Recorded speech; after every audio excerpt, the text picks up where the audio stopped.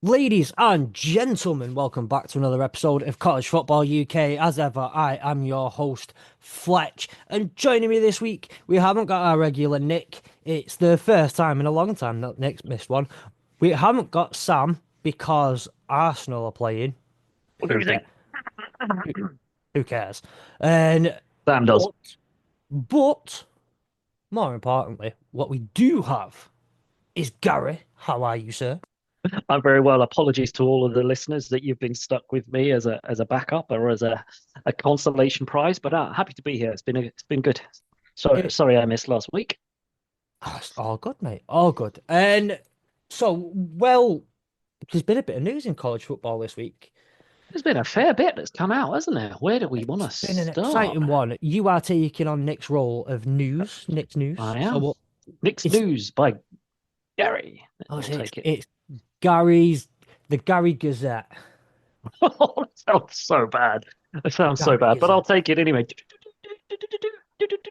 Couple of bits of news coming out of the NCAAF this week. So, first of all, we'll start with a scheduling agreement between two of the big teams.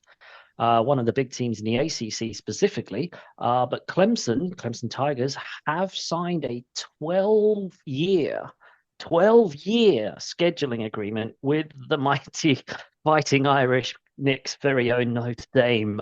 This means that they will be playing each other every year for the next 12 years, back and forth, obviously one at home, one away every alternative years.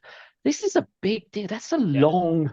long time to sign up your out of state independent player game, because we've talked about it before and strength of schedules, etc., etc. Teams could pick easy games for their out of schedule independence. They could play the midshipmen, they could play there's a number I can't quite remember all the other ones. Fletch, you'll have to help me out, but there are a couple of independents who can fall in that category. Yeah. Notre Dame are the hardest of the bunch, so to agree for 12 years to play them, that's kind of a statement from Clemson. But it's Yeah. also, is it? And this is a question, a little thread to start thinking about. Is it the first step of Notre Dame joining a conference? ACC was always the most sensible conference if they ever joined a conference, right? And now that Yeah. they've signed up a 12-year scheduling agreement with Clemson, one of the biggest ACC schools, is it then what's the word, positioning themselves so that they are, if an opening in the ACC, and if they decide to come in, it's there and they're already in play. It's an interesting one. Yeah. I think it's one of those. Mm. Or does it sit there and say to Notre Dame that the pull that they have as an independent is large enough for them to continue to warrant being officially independent, but also having the foot in the camp of being able to borrow off? Because they've Yes. had the Well, let's agreement. remember that, I mean, they made a fortune because they get to the college football playoffs, got as far as they did last season. Normally, what would happen in that situation if you get to the last four and of the playoffs, your conference receives a bucket load of money. So, if an ACC team got to the final four, the ACC would have got $30 million to share amongst their team. Because they're independent, the Notre Dame coffers took all of that and went, "Thank you very much. That's all ours." So on that front, you would expect them to probably not want to kind of dilute their money making revenue stream, I suppose. Yeah, they have the pull at the end of the day. They do. The Fighting Irish. I mean, they've got their own independent TV rights, haven't they? Yeah, I mean, this is the thing though. It's one of those where at the end of the day, the only reason they would ever need to join a conference is for a certain stability. Yeah. Um, which at the end of the day, in the world of college football right now, What is stable? what's that stability? What does that stability Yeah. even look like? Because if let's just say the SEC, certain teams in the SEC decide to go and form a Super League, Mm-hmm. where does that? If Vanderbilt probably isn't coming along, or maybe Texas A&M come along, probably not. We Probably not, but they might get a token invite with the expectation they wouldn't follow. But yeah. Yeah, or it's similar with the Big Ten. I don't think, with all due respect, Purdue is really pulling the strings of that one. Mm, mm. Duke aren't getting invited if there are teams. So what does that stability even look like anyway right now in the landscape of football?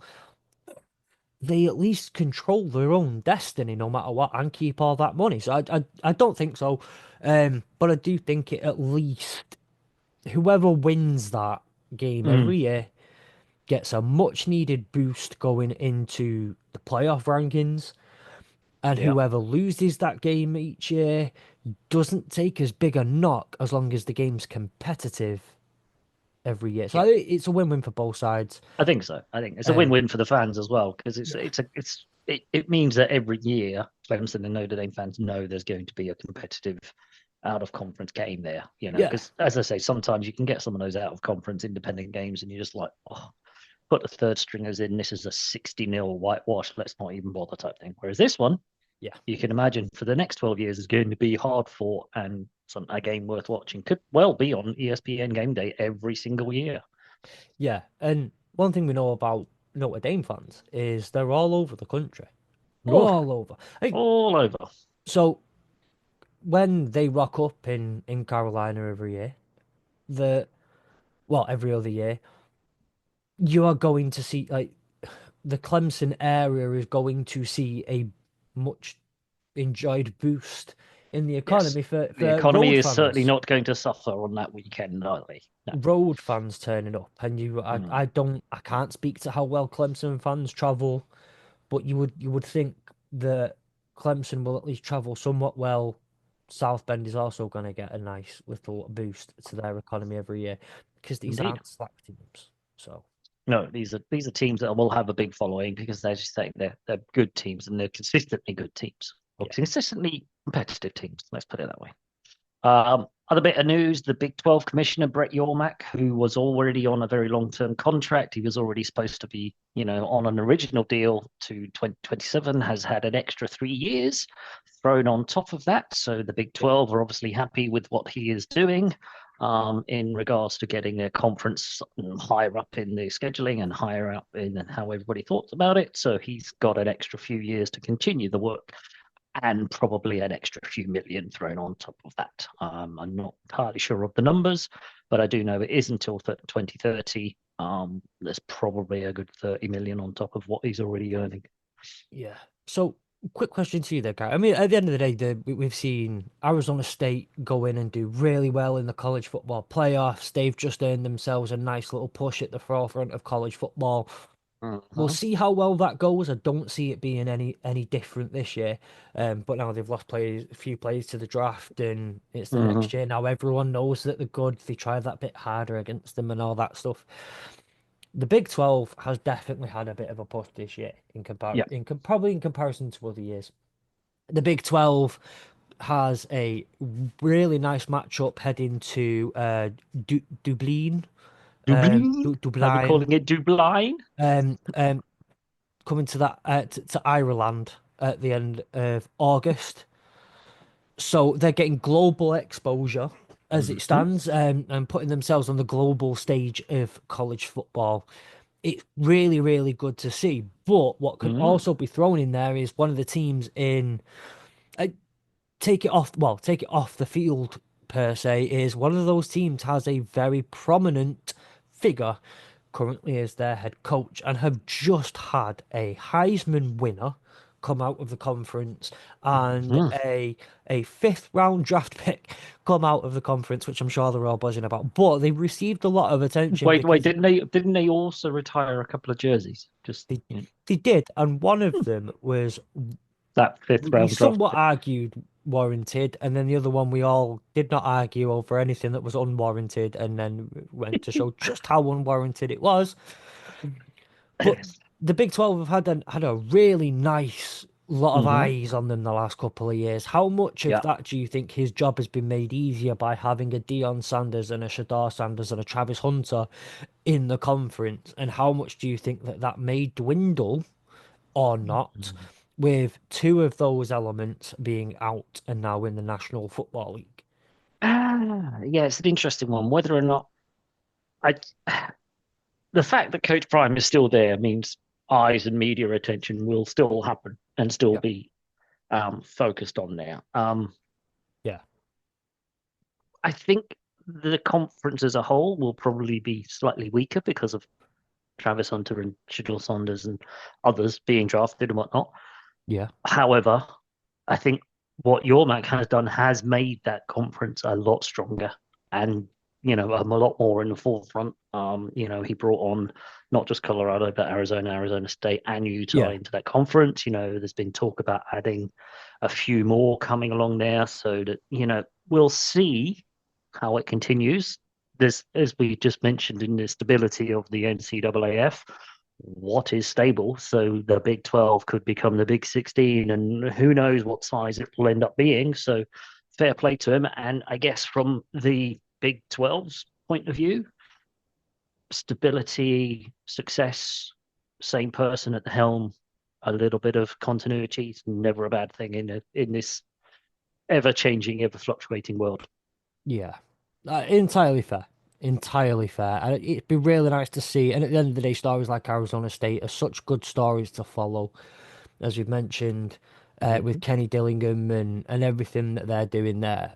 They don't look like they're going to slow down, No, if I'm no. honest. And they've got like the perfect quad factor of Mm. head coach Quad returning. factor, get Well, you with we, the we big words. we spoke last year about the perfect trifecta that returns to college football every year when you've got the same head coach, Head offensive coach. coordinator, and quarterback. Yep. Defensive coordinator is also returning.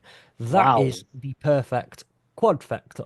You don't Um, often get that. You don't often get all four of your big guys come back. no, Yeah, that's one to watch out for. and Kenny Dillingham being a hometown kid, then also went to the university, and his wife went to the university, and just the whole story around it. It's such a beautiful one to follow that I can't see. I see eyes on them all the time. Yeah. And people, Are you saying that they may become the AAW Network sort of sponsored team? Are they going to be there? Are they too high up for they're that? the darling of The darling of the the AAW darling. now. We Okay. we all have our Favorites. group of five secondary team that we will keep our eye on in different Whatever conferences. happened to the fighting camels anyway? Anyway, moving on.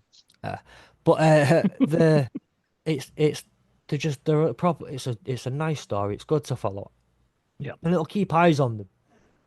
Which Yeah, it at the will, end of and the it'll, day, as you say, it'll get the media attention. It'll keep eyes on it. It'll keep the conference relevant in the bigger scheme and the wider things. So anytime there's any talk of realignments, money, TV revenue, etc., they will be in the mix because of the stories and the good news and everything else that's going on. So it's good for yeah, Big 12. It's good for them. It's good for all of those teams in that conference.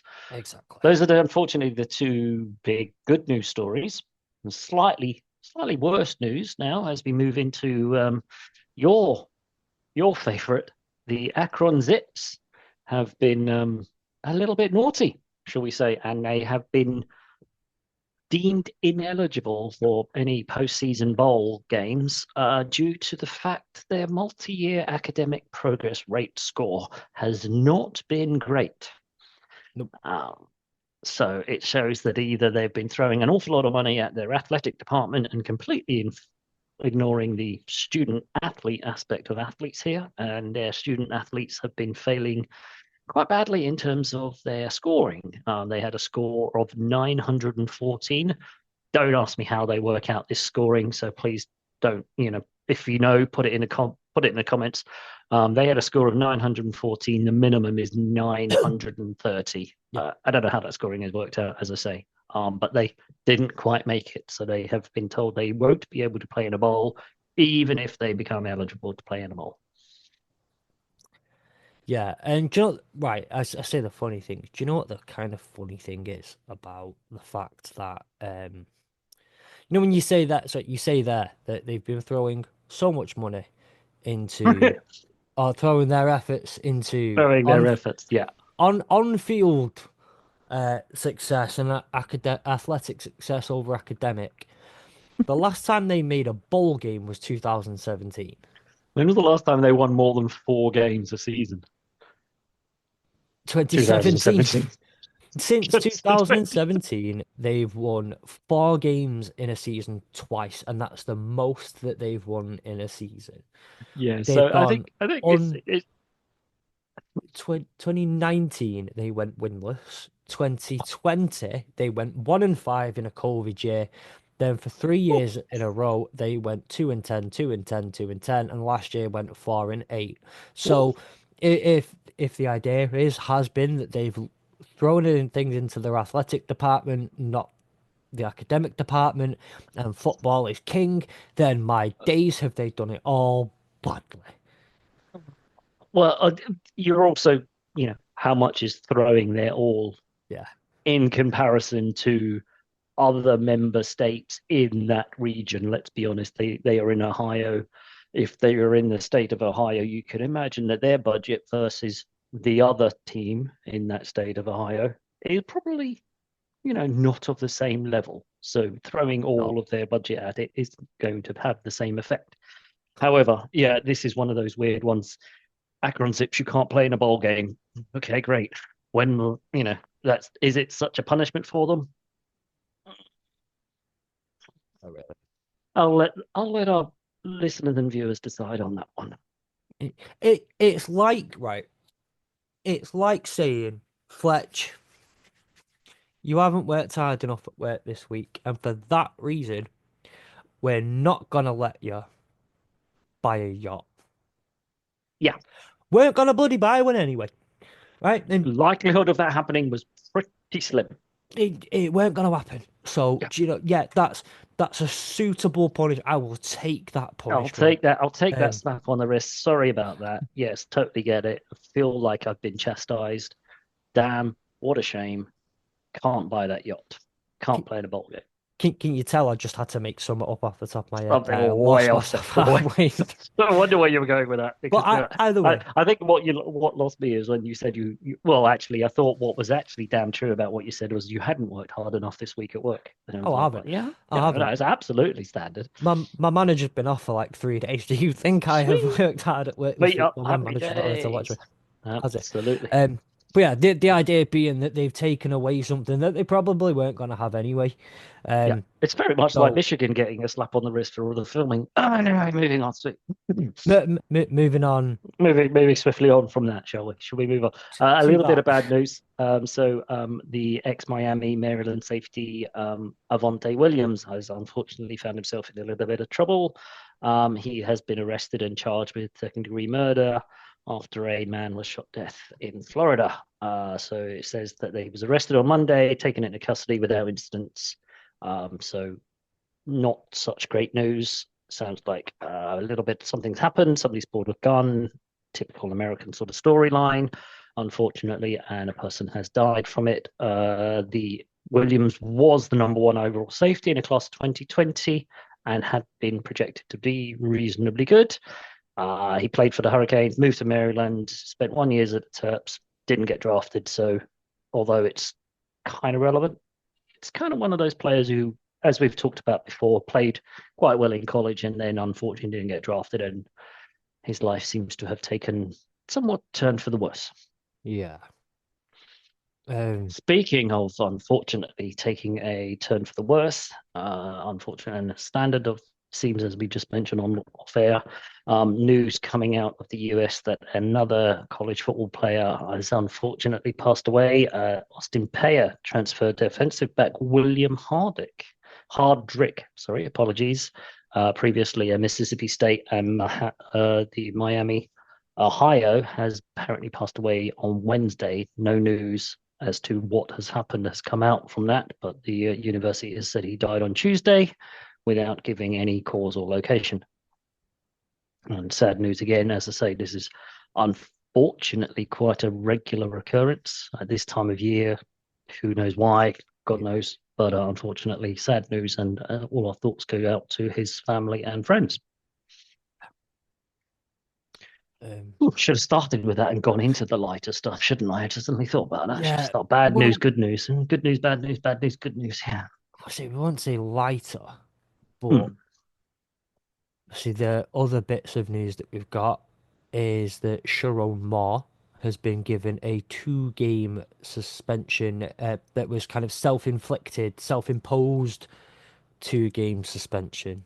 Throw Hmm. that one in there. He will miss the Nebraska and Central Michigan games for Michigan this week. That's in week 3 and 4. The So he will not miss the week 2 game against Oklahoma, There's a but shocker. the 2 games, it is a little bit right. So the funny bit I'll mention is that one of the games itself imposed is with being Central Michigan, which was the team that Connor Stallions was pictured standing on Allegedly. the sideline with. Just Um, cover ourselves here, allegedly, and all that sort of blah blah blah. so he's dodging that bullet there. Yeah, self-imposed. That's it. So Gary, do you ever remember an Mhm. episode of Parks and Recreation Cool. I remember many called of them, but called which one are you? End of the World, End of where the the world. Reasonableists, a group of doomsdayers, are Hmm. projecting that Zort will come down and inflict the apocalypse on the world. It's the one where they buy pan flutes off Ron that he personally Yes, makes, yes. and they go, "Oh, can we pay by check?" It's coming Uh, back to me now. It's coming because back. Yeah. because it won't. The check will obviously, well, we won't get to Oh, post so it because the won't get to apocalypse post day it is because that they'll night. be yeah. Um, so what always makes me laugh about things like that is I always thought it was those kind of the Nutter religious groups that would predict the end of the world and consistently get it wrong. But instead of getting it wrong, they just miscalculated, and it's actually in a few weeks or in a couple of months or Yeah. They just next get the year. timing off. Yeah. They just need to go back and do a recalculation. And even at the end of the episode, they have to recalculate, and they need it on like the 7th of May, and then they find out that the park was busy on the 7th of May, and they couldn't book it off, and they're like, oh wait, hang on, 8th of May. Yeah, that's the one. Yeah. That's the one. That's the day we actually meant. Yeah. So it reminds me. I always thought it was aimed at them, and it was satire, basically. And what I Mm-hmm. realized it was a premonition. Oh, Um, I will use the word, what's it called? A prophecy, almost.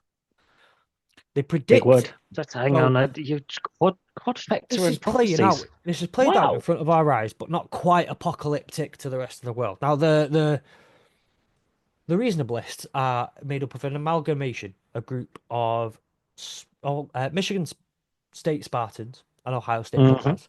The amalgamation of the Reasonableists, right? There is this thing called you're the NCAA. They are Zorp, right? And this apocalypse is a hammer, and we, the rest of the world that get caught up in it, are Michigan, right? Okay. So their thing has always been in the next couple of weeks, the NCAA are going to come down and they're going to drop that hammer on Michigan, and it's going to be game over. It's going to be lights out, and it's your apocalypse, right? Then a couple of weeks later roll by, and it doesn't happen. Yeah. So they go, oh, wait, well, no, no, no, we didn't mean like this couple. I mean, we just meant in general. It'll be a couple more weeks. It'll be by the end of next week, the hammer will drop. And then the next week happens, the hammer doesn't drop. And then it's actually, no, it'll be in February. Now, we've been dealing with this for multiple months. So at least as a Michigan fan, I've seen this happening to us for multiple months. Then the night comes, the hammer gets dropped, and that's the hammer. It would be the equivalent of Zorp coming in, setting fire to a blade of grass, and then running off and going, I ushered in the apocalypse. May have slapped a baby on the way. Right, there's your apocalypse. There's the hammer. That's the hammer. That's what got dealt. And what I wanted to throw is thanks, Oh, thanks. what? We'll get Yeah. over it. We'll get over that apocalypse. We'll evolve and create a new species. And now you've just lit a fire up under the arses of. In fact, no, you haven't, because it hasn't done anything. No one Yeah. cares. It's been Um, completely enough. ineffectual. Thanks very much. We'll take that. Now, The this is end going of to the go world one. is nigh. Oh, the end of the world has happened. Oh, look, the end of the world is still rolling. This is going to go one of three ways. Either those listening have just already tuned out 10 minutes ago when I started. Two, Started watching Parks and Recreation. no one gives a flying and just goes, what a weirdo. Or three, we're going to have a subsect of either a Spartan or a Buckeye or someone else. Alabama seem to have a weird thing to join in on this, maybe because we beat them in the Mm-hmm. Rose Bowl last year. And they're still salty about it. It's fine. And then we Someone. beat them in the ReliaQuest Bowl. Okay, Maybe the someone more comes in with likely, a. the more you go down this route, the more likely is you're going to get some salty fans. But I like where you're going with Exactly, it. but I want the comments. I want. Um, You want the someone's salt. got to fire a Bring the shot. salt. Come at me, Lions guy Fletch. Come at me. I don't care. This is your hammer. Go at him. Pathetic. Go at him, not at me. Pathetic. Go at him. Yeah, leave Yeah. Gary out with this. Pathetic. Pathetic. Right there, Lions guy Fletch. I'll take it. Pathetic. That's your hammer. Pathetic. There you go. Moving Hashtag on. pathetic. Moving on. Is the only other bit of news I had was actually what I got just before we started this, in that Nick Saban met with President Donald Trump over the last week. Now, we're not going to get into anything regarding the person himself, so we'll leave Nick Saban out of this.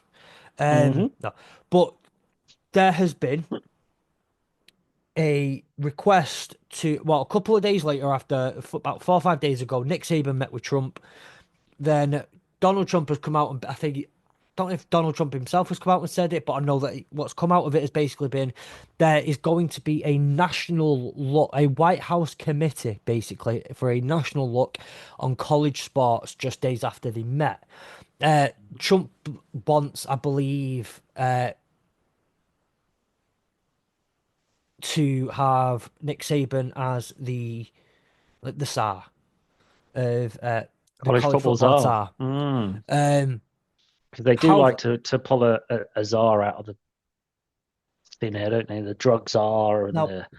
AG and all that sort of stuff. So, Now my question kind of coming off this is, look, we're gonna, in a couple of weeks throughout June, we've got a really, really fun mini series planned where we're gonna invent the new phase of college football. We're gonna invent the new college football. So we won't get into all of that just yet too much, but could this be the beginning of a complete the overhaul that's so desperately needed, or like the kind of the federal level look at college football and college sports as a whole, not throwing out the gymnastics and basketball and baseball and lacrosse and softball and all that sort of stuff, but but we you might as know well, that because what nobody we've needed. really cares about any of that.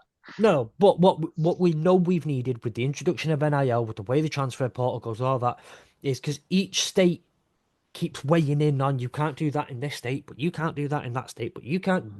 You can't bet on that game over here, but you can over here, and you can't Not, there. And well, see, not necessarily being in the betting. It's just that we can pay our play. No, Carolina, not Florida, even saying you can pay your players whatever the fuck you want, and they don't have to pay income tax because that's their right in this capitalist society. They can pay what they want and get paid. That's what this is there for, right?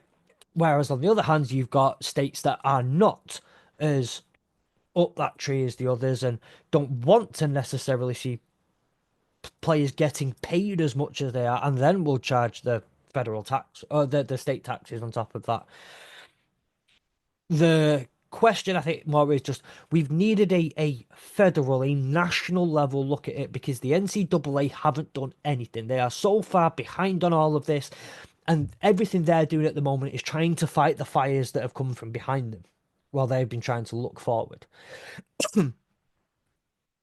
This is needed, and it's about bloody time.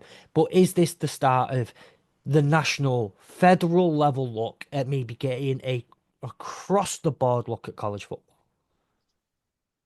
if it is, it can only be a good thing, right? As you just kind of mentioned, we've all banged the drum. We know, in effect, college football as it currently stands is pretty broken. Yeah. The power is all in the certain conferences. The governing body has little to no say in things. It's all about who can bring in the biggest money from biggest TV deals, etc., etc. So it needs some form of oversight, and I think that's all fair. And if anyone was going to do it, I don't believe any college football fan would mind it being Nick Saban, a No. legend of college game. Yes, granted, there will be people who'd be like, yeah, it's Alabama. But who else? Who else could do it? Who's been around long enough? Who else has seen what's gone from, he's been there so long, he's seen it through the transition, he's seen it become the problem it has. So if that is to be the case, all for it. Just, I've got no problem with it being Nick Saban. I do have a problem if it comes from the current incumbent of the White House, but that's just a personal opinion. Yeah. But as you say, it's needed. The game needs it. Something needs to change. Otherwise, Yeah. we're going to end up in a multi-tiered, as we've talked about before. There's going to be such a separation between what we loved and what we used to watch as a college football game, and it Yeah. becoming three or four conferences, maybe not even that. Maybe just two big super conferences, and the rest of the teams all sort of fall by the wayside, and college sports in the US as a whole really suffer for it. So, Yeah. And one thing I think is important to note, because I just kind of want to say the things that are actual facts rather than again getting into opinions on what we think of who won what and why. We all know the party that Donald Trump is affiliated with. It's not a secret. Um, it's the Donald Trump party, you mean, right? Yeah, but Nick Saban is a staunch, lifelong Democrat.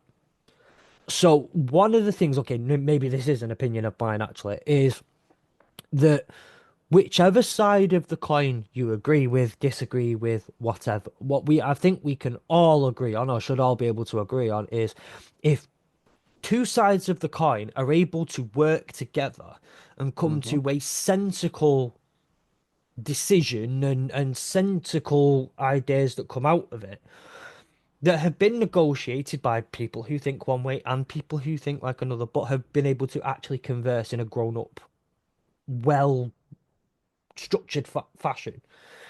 That this isn't going to be this is Donald Trump's thing and it's going to happen the way Trump wants. It's not going to be this is how a Democrat thinks and it's going to run the way a Democrat thinks. This will hopefully be a well balanced, well rounded, A overall bipartisan look. agreement, you say? Bipartisan agreement. That's the word. Um, I'm thinking of all the words I could think of. Bipartisan was the one that That I was the just one could that you not come up missed. with in my head. You've come up with Um, quad vector, you've come up with everything else, and you've yeah, missed the bipartisan. is I obviously like look. I that's the thing that I would take away from it is that hopefully this is like say a bipartisan. You're going to use it a lot now, aren't you? Yeah, I'm gonna be at work tomorrow and I'm just gonna be like just I'm gonna walk past something called bipartisan. Everyone's going to be like, why? Who? Is he part of your I fantasy hope squad? you have a Moving on. bipartisan walk up those stairs. Just to make myself sound photosynthesis. It's, Mm, but no, I do think, like, look, it's going to hopefully be a well balanced, well rounded, well thought out, bipartisan holistic look at the whole thing. And that's what I would hope would come out of it. It's yeah, not going to be a Republican version of it, a Democrat version of it. It's going to be an all round, well thought out agreement between all parties. that's what you hope, right? And you hope it's given, if it is a root and branch sort of review, it's given enough, leeway. It's given enough, access, if you like, by the NCAAF. It's also by the conferences, and everybody else kind of opens their doors and says, "Yep, come and have a look. Come and see. Let's talk about it. Let's get round the table. Let's all agree. Let's put all of our thoughts together. Let's not all say, you can't, he said, she said, or whatever. Let's put all that to the side. And for the good of the game, for the Yeah, greater good, everybody gets around the table and tries to come up with the right solution that actually means that there is a college football game going forward for everybody yeah. and not Um, just a few. yeah. Anyway, with that all in mind, like that's the news, or at least the news that we've got. Moving on to that. So moving on, we will like to, Gary, I'd like to invite you to a quiz. We're going to do a quiz. Now, if you Like, listen to Hurdle the Line, we did one a couple of weeks ago. It was like the ultimate NFL quiz or the NFL hardest quiz ever or whatever. To see oh, how well we knew NFL football and how clever we were. Now, as part of this, and maybe I am in the quizzical mood because I've just mm. partaken in the Good Teams Win, Great Teams Cover Mastermind Challenge, which I is got invited to that, and unfortunately, everything else got a bit sideways, and I forgot to throw ourselves forward for that. Maybe yeah, there's still a chance. Anyhow, moving on. I've Sorry. just sat under the microscope on that one. Um, so I'm in the quizzical mood, I'm in the questioning mood. But the thing is, I haven't taken part in this quiz. I haven't done this quiz before. This is brand new. So Gary, together. No, this is together, hopefully, you and I can come across and see how well our collective college football knowledge is. Right. So Right, I'm no going pressure to, then. No pressure, but hopefully we don't make fools of ourselves, is what you're kind of saying there, right? for those of you on YouTube, I'm going to share the screen. Mm. For those of you on Oh, audio, I will obviously read out the question and the answers that we are given. that So this we're is all going to multiple choice. that we're going to get obviously first time and not need Yes. any assistance with, right? Yes. So these are all Ooh. multiple choice. I'll read the question. I'll read the answers that were given. Um, I'm not sure whether this is that you find out at the end what the answers are Or and if you how many you find get out right, or when we you can find click out when you on, click on the thing. So to start off with, it's what do the winners of the Alabama versus Tennessee game do every year? Do they A, steal the opposing mascot? Do they B, bring down the goalposts? Or do they C, smoke cigars? smoking cigars makes me think of LSU for some reason, Joey Burrows and the like. So I don't think it's smoking cigars. I've got a feeling it's the mascot. Right. My worry with the mascot is that this is an outdated or not even a real particular thing, or it's more of a frat party thing than a football thing. Yeah. Um, that you see in the movies and all that sort of stuff. So I'm not sure. And most mascots now, I mean, obviously, well, Texas are slightly different, but I ain't seen no one try and lug about a massive cow like that. Well, Nope. a longhorn.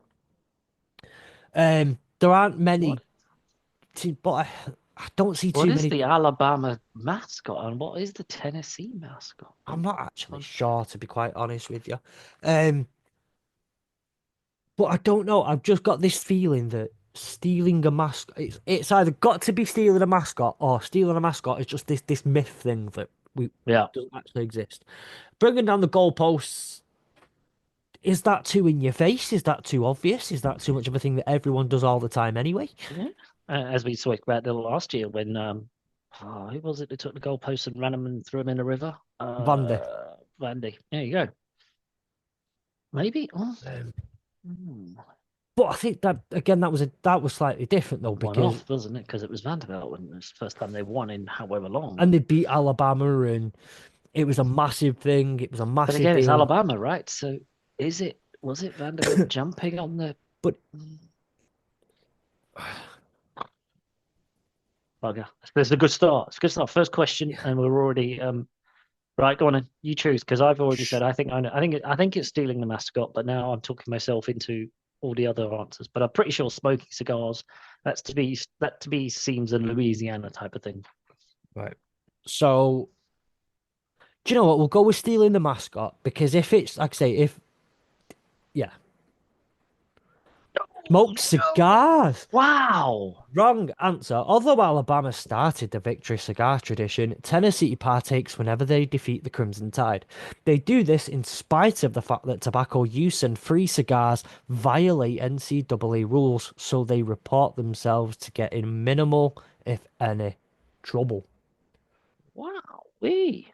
I suppose that's you know what that's just recency bias of seeing Joey Burrows after winning the Natty smoking a big fat cigar, and that's the only image I had on that. Well, there you go. Which of the following celebrities did not play college football? Bill Cosby, Vin Diesel, or Tommy Lee Jones?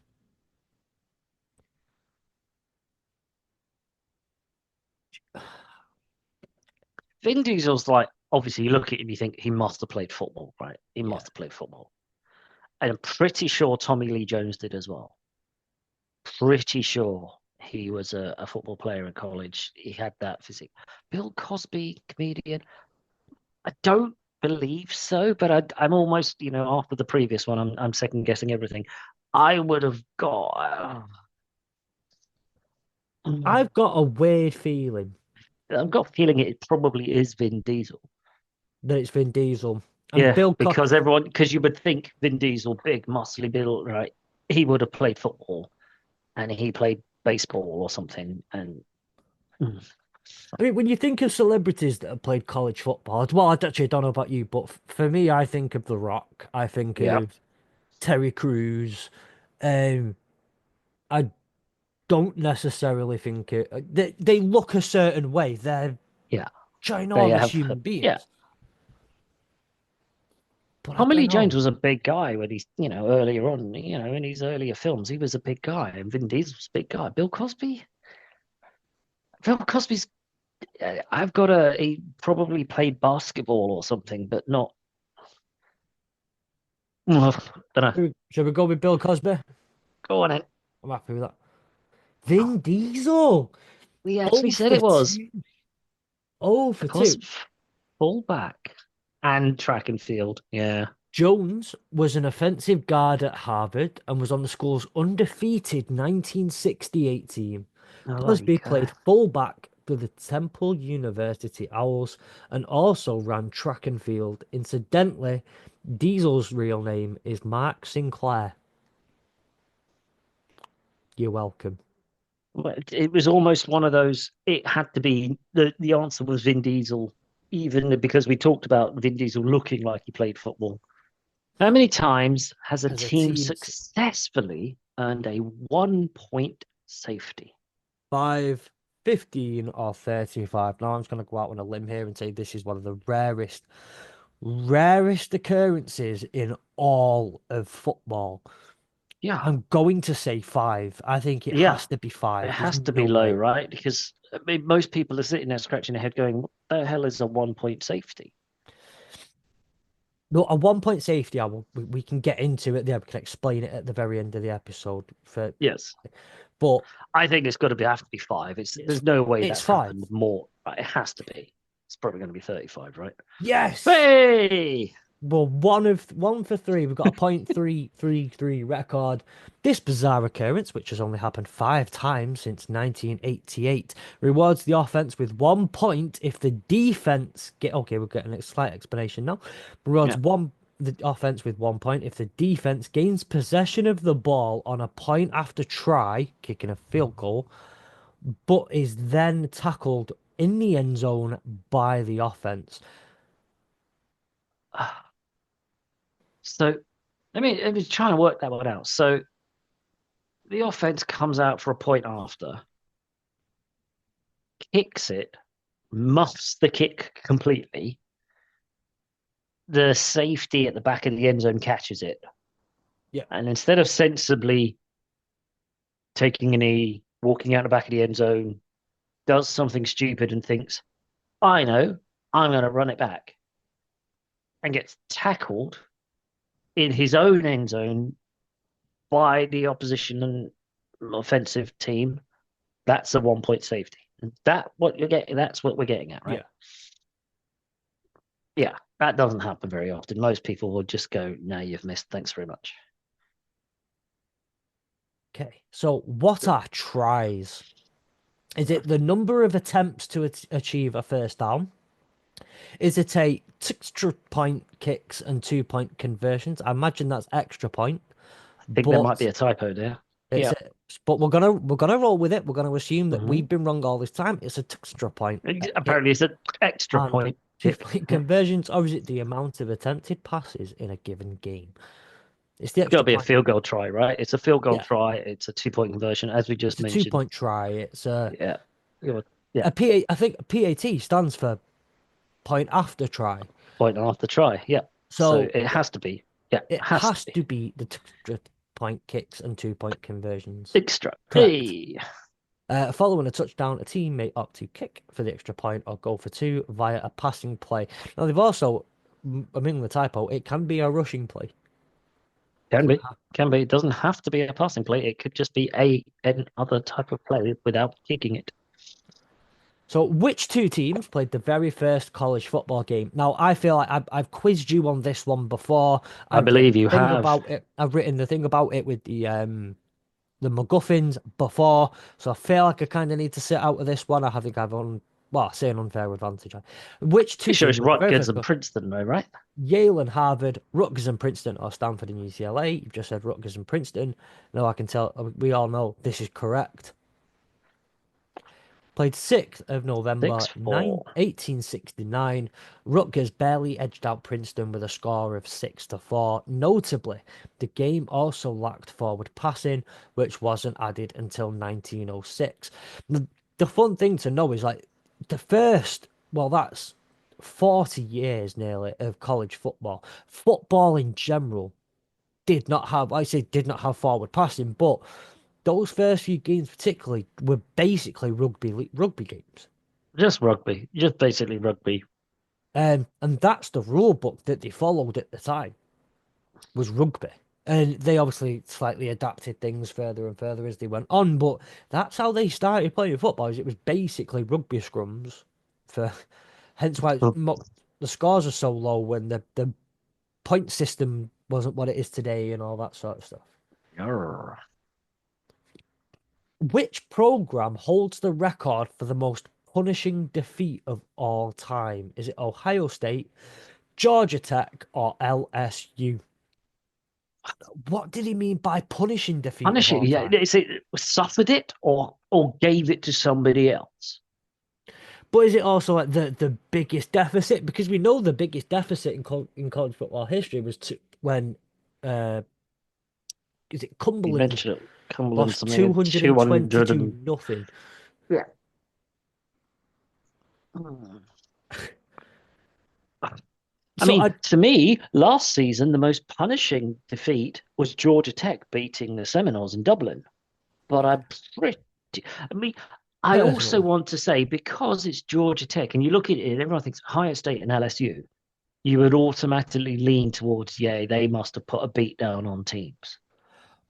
well, Whereas Georgia Tech is a bit of an outlier, and you wonder whether or not the whole point of like the Vin Diesel question is like, I wonder if Georgia Tech historically one have of these is somehow not got like out. the others. Yeah, yeah, and has Yeah. absolutely battered some Division 3 team, and it's stood the test of time or whatever else. Um, I mean, well, you could say that about the Georgia Tech one, but also like I could say that about Ohio State being 4 touchdown favorites at home, only to lose 13-10 to a Michigan team that had three of its best players not playing. Um, Yep, that could be punishing. That you could but call that as punishing, but I've got a feeling this is like who has put the biggest beat down on a team. so it's going to give us context in the bottom. I don't think we know what punishing specifically means, so we'll see. Yeah, Well, it it was is. Georgia Look at Tech. that. It was Cumberland. Ah, Look, yeah. hey, it was Georgia Tech who actually Yeah. put the 222 nothing on It Cumberland. was. We got Cumberland Uni. We just forgot who it was who put the beat down on them. Way back in 1916, the Yellow Jacket, and I was even right with the specific, like the Yellow Jackets destroyed Cumberland University 222 to nothing. So I was even right with the specific score of the game, just couldn't remember it was Georgia Tech. That's 32 touchdowns. Rumor has it that the defeat was in retribution for an ill-fated baseball matchup between the two schools. Interesting. Interesting. But So we mentioned everything about that game, the score, who got battered, everything else, apart from Georgia Tech being the team who put the battering. It's nice yeah. that we've kind of worked it out though. Well, I don't. Well, here's the thing. Here's the fun thing about that game, though, because again, when did the research about it for the quiz question that I put forward to you ages ago, is that like I never heard about this ill-fated baseball matchup. Now I don't No. know whether Cumberland played Georgia Tech, and it in baseball, and it just they did some Got things a that they bit probably shouldn't nasty, have, got a bit and heated. Was some bats and balls started hitting things that shouldn't have done. but one of the things that it's um Cumberland didn't have a proper football team at the time. And Mhm. they asked, I think it was like the head of the baseball, the guy who was in the baseball team, to put a team together because it must have been something to do with the game was scheduled. They had to play it. They would have been in a lot of trouble if they didn't. So the baseball, like the captain of the baseball team, was asked to put the team together. He went back to his frat house, got enough people together to play the game. And it was literally a case of guys who were from a frat house who turned up and just said, let's just play, let's just do it." Just Um, get together. Yep. it was, and then it was that it was a bloodbath. So I do remember all of those things about this game, Apart just from not Georgia Tech, Georgia Tech. But we got the question right we anyway, did. and We got that's it what right anyway. matters. And I got a feeling this is another one. Who holds the record for the most passing yards in a single game? Is it Drew Brees, David Klingler, or Peyton Manning? One of these things is not like the other. Okay. Yes. Drew Brees still just had the record for the most touchdowns in NFL history. He just lost that recently, I believe. Yeah. Peyton Manning, we all know Peyton Manning, you know, the general, sheriff, Super Bowl winning, da da da da. I don't think it's either of those two. I think it's David Klingler, who probably threw for 7,000 yards one game, where one of his teams, like the Yellow Jackets, took on somebody rubbish, and he absolutely had a field day. Who is David Klingler? Um, he is, Or was or was. quarterback at the He was this University of Houston, and he was the sixth Houston. pick in the 1992 NFL draft. Sixth pick. And wow. And he's the current associate professor of Bible exposition at Dallas Theological Seminary. Did he play at TCU or BYU? No, he wouldn't have played at BYU. He may well have played at TCU then. Oh, Houston. Oh, all right. I reckon it's him. I do reckon it's him. I've got a. We'll go with it, but I'm going to stand out and say I'm going to stand by Peyton Manning because Okay. first, but we'll go with it. You were right. You There were you go. right. Back in 1990, Houston quarterback Klingler passed for 716 yards in one game against Ohio State. It's Arizona State, mate. I know you don't like. I know you don't like Ohio, but you've got to read the right name there. Arizona This State again. this We quiz just might be see. slightly out of date.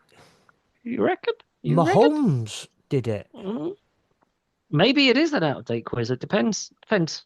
Slightly out of date. Now, none of the Mm, question, all those questions kind of stand the test of time so far. yep. Um, we This haven't one maybe. Yeah. The punishing defeat. Nobody's got anywhere close to that one. That one because maybe. Maybe. um, Mm, yeah, We're just Patrick gonna. Mahomes in 2016. Because that was the game against let's say Baker Mayfield.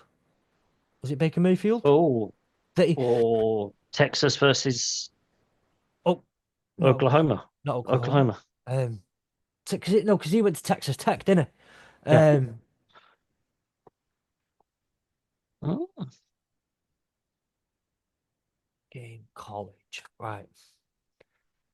Connor Halliday and Patrick Mahomes both put up 734 in a single game. Um, So it is out of date then. it is, and it was out of date in 2014. So this is actually not a good start for a quiz. Googly, Moving on. Googly, you've let us down.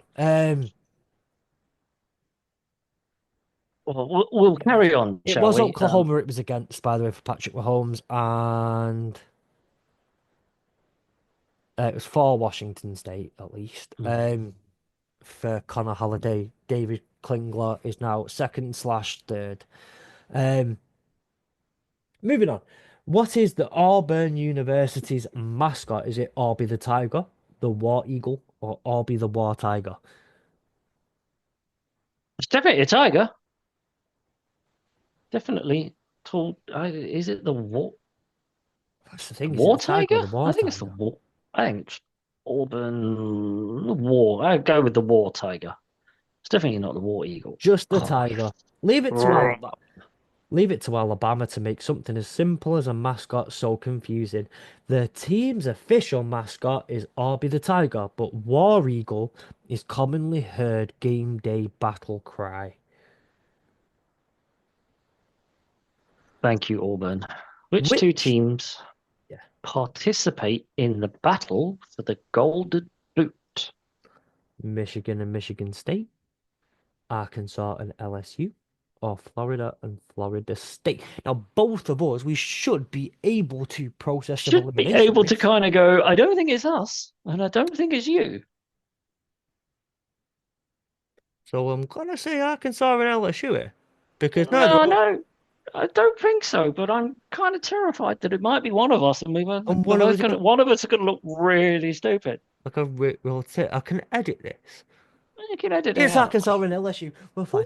Whew. Um, the matchup earned its name thanks to the 200-pound, 90.7 kilogram trophy made to look like the states of Arkansas and Louisiana, which together look like boot. Fair enough. It's I'm assuming it not, wasn't 200 pounds of gold in that statue. probably not. It's also Mm. not for the top scorer. Um, No, well, sorry, what's the record for the most interceptions thrown in a single game? Is it 6, 9, or 12? I kind of, for the fun of it, want to say I 12. don't want to go 12. I want to go top end of this 12. 6 seems a normal game. 9 doesn't seem too far out. 12. I mean, unless this is for one team. Oh, And then you're thinking Jameis Winston, but well, you're he was thinking pretty good in college. Georgia Tech versus Cumberland. How many of them were picks? 32 Um, touchdowns. How many of them because were turnovers? Yep. you've got to think you've got these two options with a game like 222 nothing. You either Score in every first are down possession. you are, but if you throw it, you will be throwing for 90-yard touchdown, 75-yard touchdowns every single bloody play, Yep. or you are recovering interceptions and fumbles constantly, just giving yourself consistent great field possession all the time. Yep. So you've got to have a lot of picks in that one.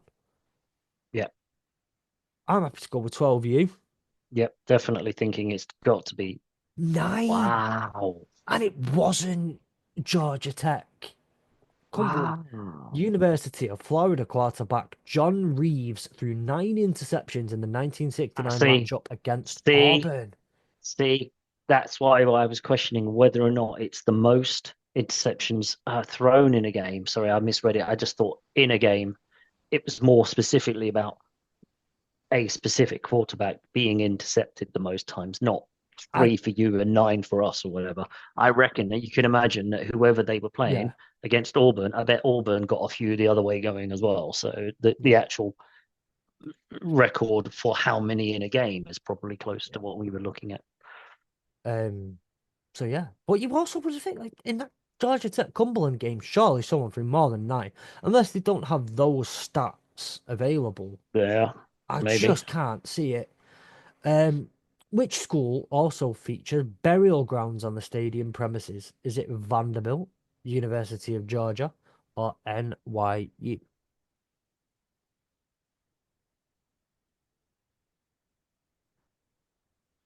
Burial grounds makes me think of Native Americans. Right, you always hear of Native American burial grounds rather than cemeteries. I think if they would have said cemeteries, it'd have been slightly different.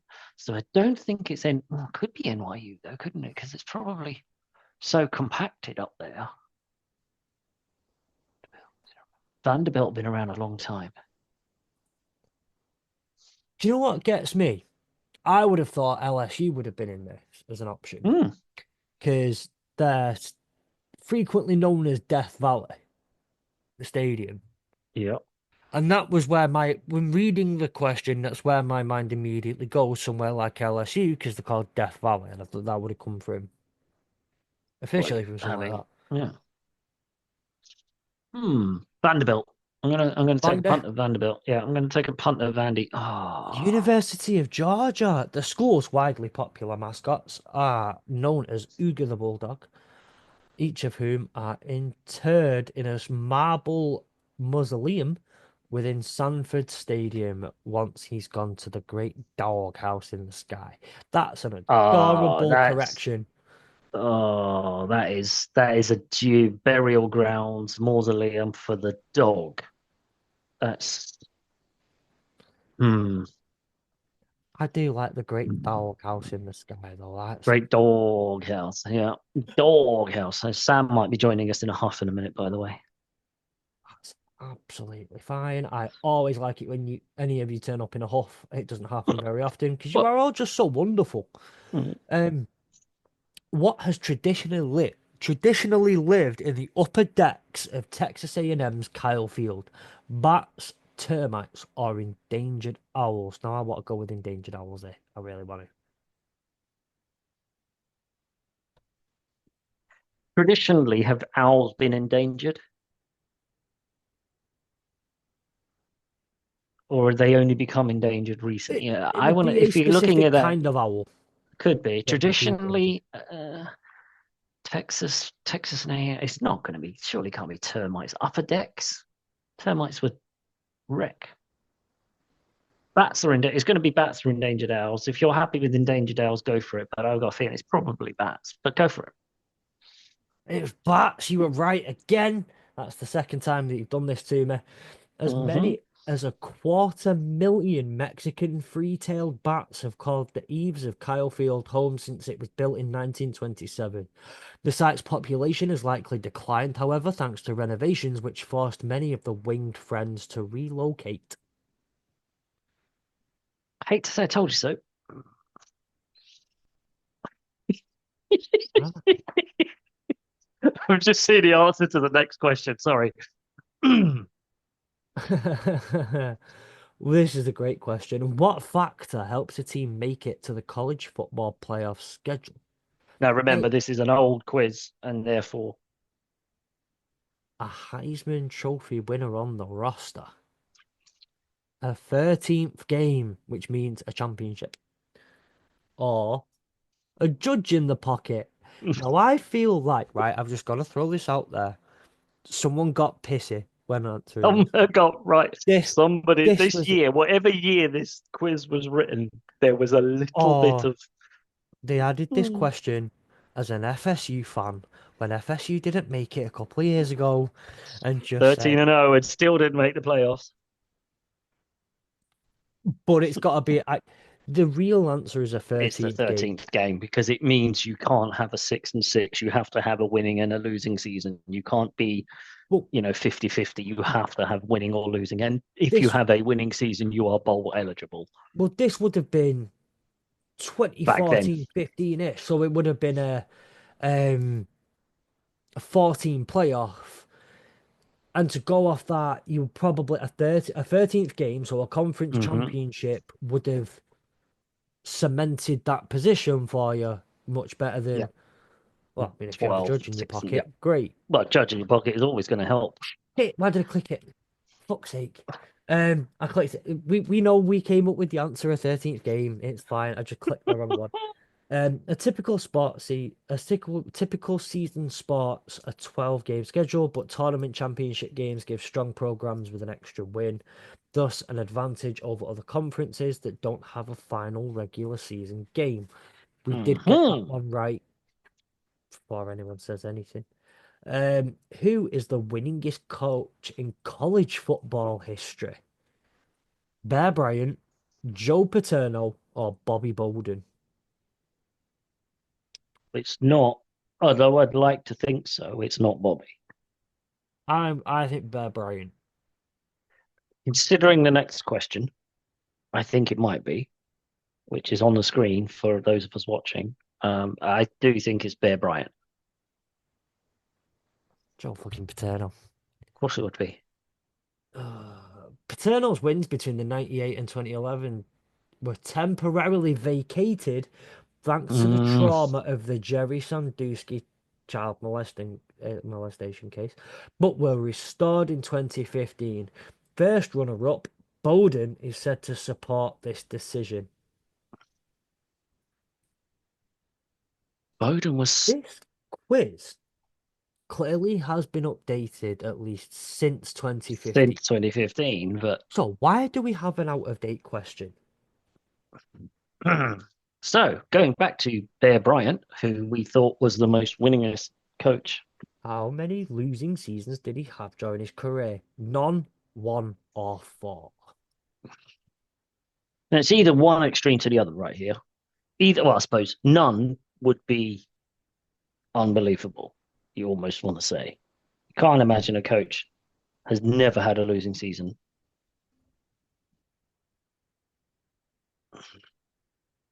Honestly, none. You gonna go for none? Go Either on in. none or one. Yeah, None. none. Go. It was one. Yeah, The only his losing first season season. Of Bear course it would be. Bryant's impressive resume was his first while coaching at Texas A&M. He went on to lead his teams to 13 conference titles and 6 national championships. Motherfucking fucker. Mm-hmm. Which mascot is the most commonly used? Tiger, bulldog, or wildcat? Now, what? Wildcat. Are you sure? Pretty sure. I say bulldog, Pretty sure. but we'll go wildcat. Oh, Bulldog. I hate to say I told you so. fairness there. You got one back. You got one back. More teams are fronted by bulldogs than any other mascot, and who can blame them? They're so lovable if slobbery. Hey, that's why we have Mm. Gary. Thank you very much for that. Which team has won the most games? Michigan, UCLA, or Notre Dame? It's going to be Big Blue, right? I hate to The say it, but it's winningest program in college football history. mm-hmm, Michigan. The mm-hmm. Michigan Wolverines have won more games than any other program, but other schools have a higher. Shut up. That's not Other schools have a higher win percentage because they've been playing football linked. for a shorter period of time. Michigan have the most wins because they've been around for a long time, so therefore they've got more wins than anybody else. Penn State. What were So Penn State's original original color. colors? So their current Yellow. colors are blue and white, Yeah, the right? navy blue and white. But it's Yeah. yellow and white, blue and purple, or pink and black.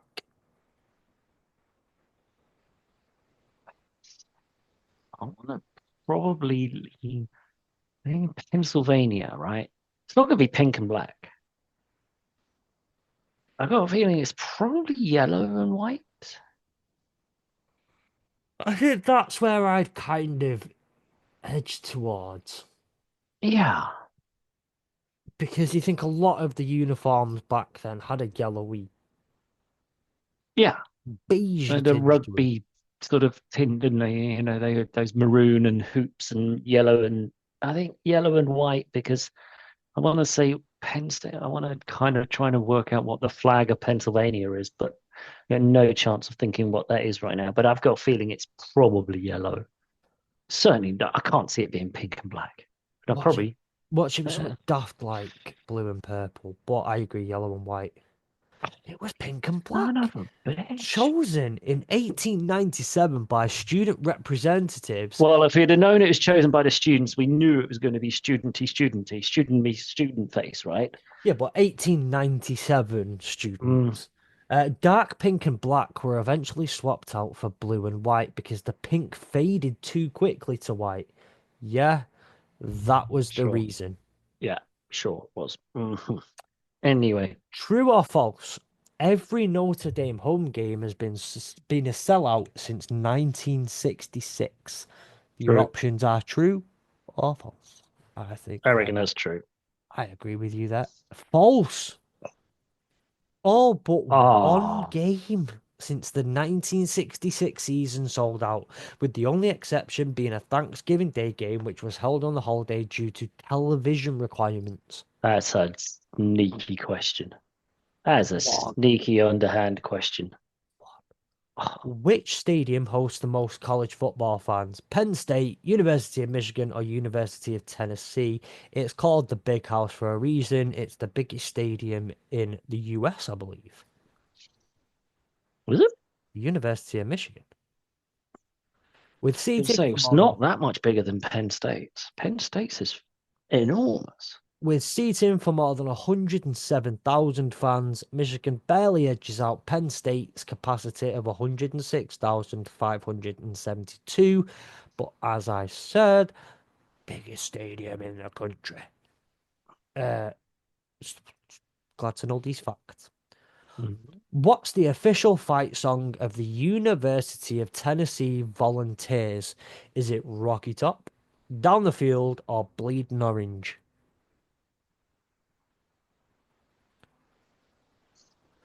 I'm leaning towards bleeding orange just because of the color scheme, but I'm feeling it's Rocky not Top. that. I say No. I say Rocky Top. I think it's Rocky Top. Okay. Pretty sure it's Rocky Top. Okay, we'll go with that. Down Hmm. the field. Okay, one of the most beloved songs associated with college football is Rocky Top. Yeah, it's not the actual official fight song for the Knoxville University. Nonetheless, the ditty has been played ad nauseum at UT games since 1972 and was written by country duo Felice and Bedloe Bryant.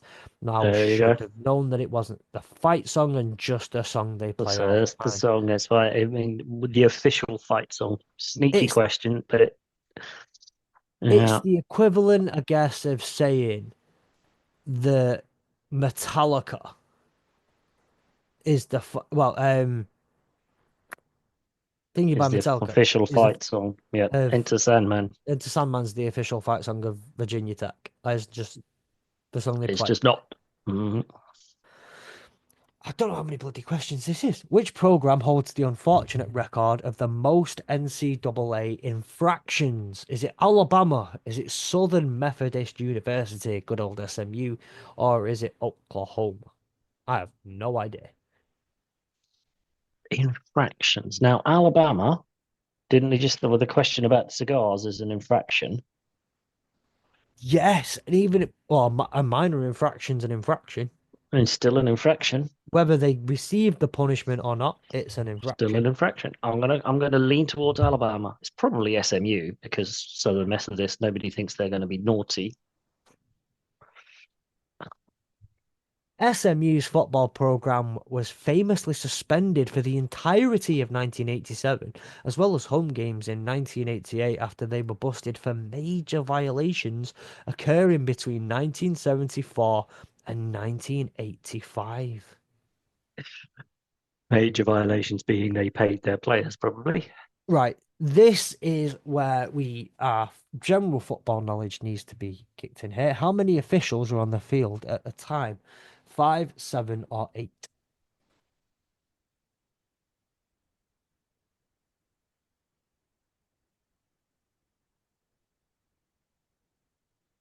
Not eight. Can't Eight. be. Can't be eight. So seven. Yeah. It's eight. Two side judges, backfield, defensive 2015 side. saw a significant change with the number of on-field officials increased from seven to eight. The new bit is known as the centre judge and can be found in the offensive backfield. Just look opposite the referee. He's so easy to spot thanks to the C on his uniform. Only a couple more questions now, Gary. After Oh, how many overtimes must a team try for a 2 point conversion rather than simply kicking the extra point?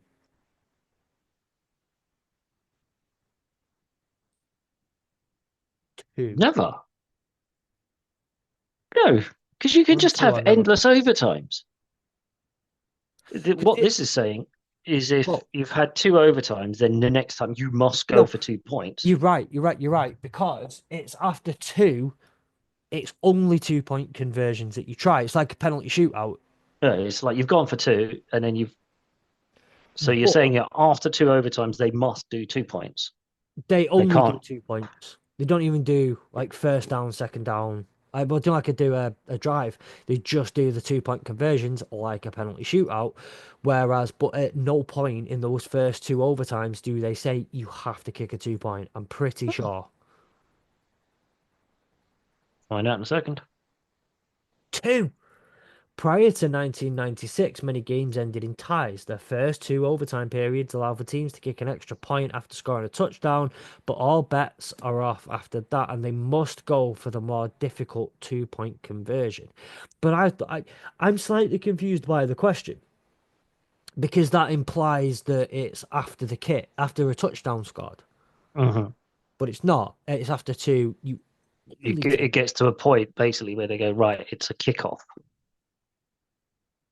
Yeah. And you have But a they get kicking to the point where competition, it's they like you go further trade back two and point further back. But conversions.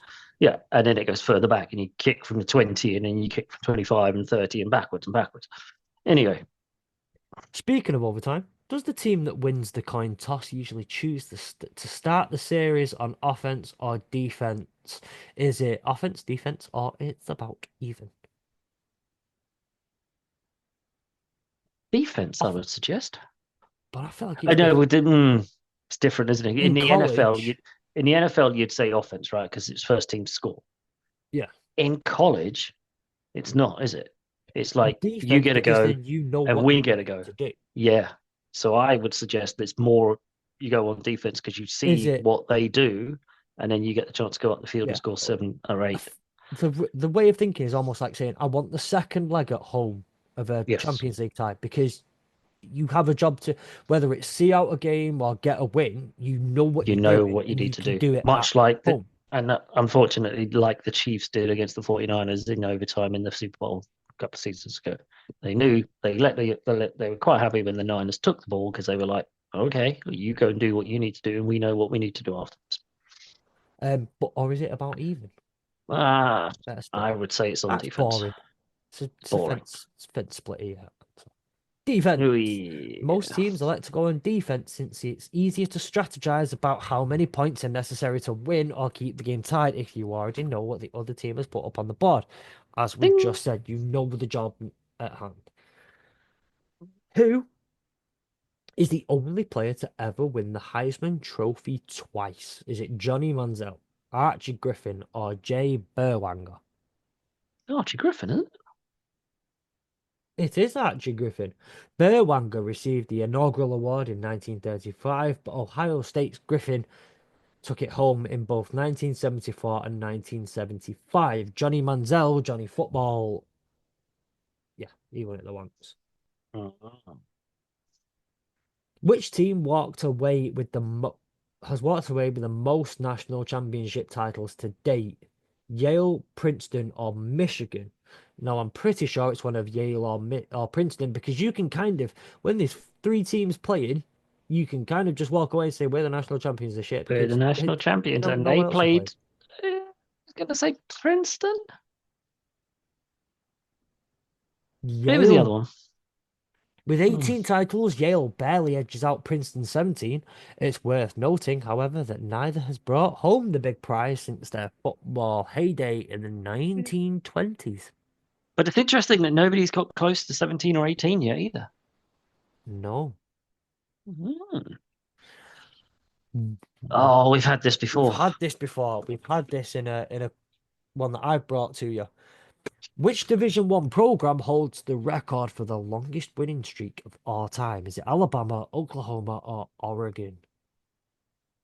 It's Oklahoma, isn't it? If I can remember from You did the quiz. You dug this research out. Was it not? Oklahoma. Was not the Clemson? It Oklahoma. was Oklahoma. Yeah.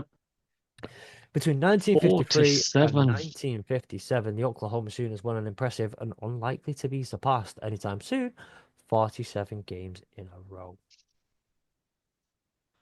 What is the longest field goal ever kicked? 60 yards, 67 yards, or 72 yards? Got to be 67, right? Can't be 60. It can't be 72. The longest field goal in the NFL is only 66, 67, right? I've got a weird feeling I've read something about 72. Oh, Oh, weird. Like, there was a weird circumstance where it was like kicked that in happened. way up high in altitude somewhere, and it's the massive wind behind them type thing. I don't know. Either Go with it. 72 is the longest one to be attempted, or it's the longest one to be made. But I know there's Well, it something to doesn't do with actually say if 72. it was successfully kicked, right? It says what's the longest field goal ever kicked. True. Could have kicked it 72 yards, just might not have gone over the post. What do you think? If you're 6 points ahead at the very end of a game and you've got a 72 yarder and your kicker's made it once in practice, why the hell not? Why would you If not use the last 8 seconds to hoof it? it's better than a punt, or it's Yeah. equal to a punt. And you could go down and get a 1 point safety. Yeah, yeah, true. You could do that. You Um, could. I'm Go gonna on in, say 72. 72. Go on in. Oh, it's Oh, 64. The three kickers who've achieved this, again, clearly they mean made. The three kickers who've achieved this incredibly long kick must have golden legs. At the very least, they definitely ate their Wheaties that morning. I like the way they've said the 3 kickers, but they haven't said the names of those 3 kickers. But anyway, let's get to the end of this quickly. Last question is, what's the average difference in SAT score between college football players and their peers? 50 points, 175 points, or 220 points? Now, are they trying to call these players stupid? How SAT put?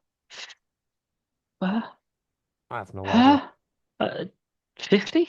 Or two? Actually, let's go 220. Let's just go the extreme. 220. A study of Wow. 54 public universities with a major football programs revealed an average of 220-point gap between their football players and university brethren. The gap was largest at the University of Florida, Of where course it would players be. scored 346 points lower than their peers. There is Dumb a swamp. joke in there somewhere about Uh, someone, but I'm not going to. We've got 12 out of 30.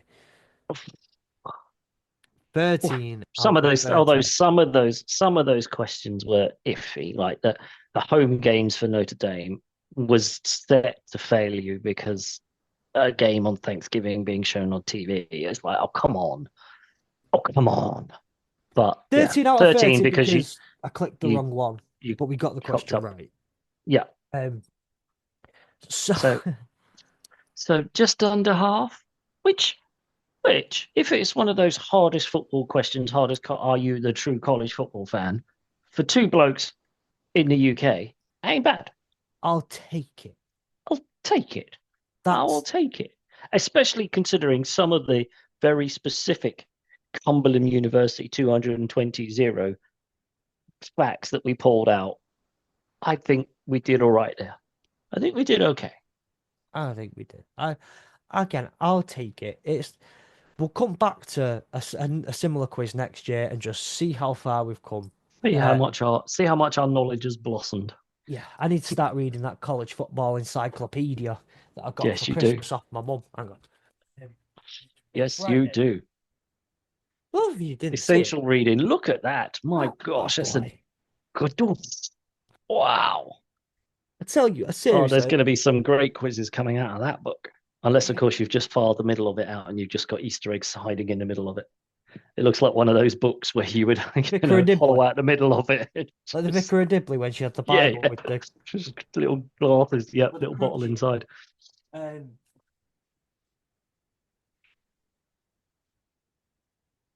yeah, anyway, that's an absolute beast. The thing is, it hasn't been updated since 2002. So, Yeah. so It's like the Encyclopedia Britannica, isn't it? You kind of go, well, it's great, but it's out of date now, and Kennesaw therefore State didn't even have a football program then. not much has changed on that. Anyway, Excuse me, sorry. winning a startup in college football history. Um, But anyway, with that, we can wrap it up. In fact, no, there's one more piece of news that we missed. Oof. There's one more piece of news that we missed, and it's the most exciting. Well, most I say exciting. That's horrible. The man, the myth, the legend that is former Utah quarterback Cam Rising Mm. is medically retiring. Mm. It is probably the arthritis because he's about 67, He is 68 about years old. 99. Yeah. Um, but yeah, that's Cam Rising is medically retiring. He is gone. The Cam Rising era is over. He was supposed to be the actual last player born in the 90s to be drafted, but that dream's dead. Thanks. Died. Thanks, Cam. Thanks a lot. But there's the final bit of news. There's what we're going to end it on. Garrett, thank you so very, very much. Now, there should be an episode next week. I hope so. I might not be here, though, for a Mm. reason unbeknown. Mm. Well, actually, unbeknown, it's Mrs. Fletcher's birthday next Wednesday. Well, So you definitely won't be here then. definitely will not be here. But Happy next birthday, week, Mrs. Fletch. I am throwing it to the gents, and we will be talking, as promised on Twitter earlier today, the day of recording. We're talking, I'm going to say rookies then, freshmen, Mhm. freshmen Freshman. to watch. Garrett, I'm begging you now, please talk about Bryce Underwood and how he's going to be generational and how he's going to win the Heisman and take Michigan to a national championship. I know you can do it for me. I know you can. I believe in Mm. you. Um, I'll I want take to. that baton and run with it. Honest, mate, I will. I'll write you a statement. But also we were requested to talk about Appalachian State by our good friend, who's the Appalachian State fan that Nick met at Heathrow Airport a couple of weeks ago, Yes. which we were gonna do, but with Nick not being here, Sam not being here, I think it's unfair to talk about We that won't give slack. it. We won't give it the full justice it deserves if we don't have a full quota Not to on talk Heathrow. about So that slack D2 team in App State. So we will talk about them next week because do you know what? I did a lot of research on them this week, and we were the asked week to after, you say mean when you're back? the building, what the building there is actually really, really exciting, and I can't wait Yeah. to see what comes of it. So they're primed for hopefully some success this year. But that's what will be on Fingers next crossed. week. And in the meantime, go join us on Discord. Go join us on the socials. Go follow Gary. Go follow me. Go follow CFB UK. Go follow AAW Network and join us again on the Discord. Come chat football with us. And yeah, we'll be back next week with a brand new episode talking about freshmen for next season. And then, yeah, ready for June's mini series. Gary, Mm. Been a thank you blast, for mate. joining me. See Thank you you very next much week. for having me on. Loving it. It's been fun. Take care.